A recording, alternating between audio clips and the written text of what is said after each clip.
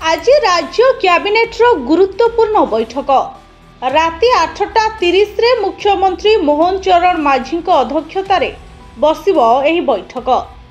राज्य budget आसिबा पूर्वरु cabinet बैठक बसुथुबा बेले यह बेस गुरुत्वपूर्ण रहिबो।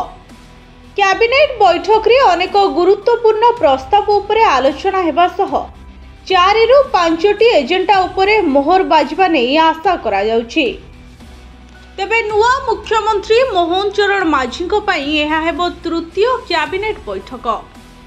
पूर्वरु 2टी कैबिनेट बैठक रे अध्यक्षता करिसंती मोहन चरण माझी। एही 2टी बैठक रे 9टी गुरुत्वपूर्ण प्रसंग रे निष्पत्ति निया जाइछि।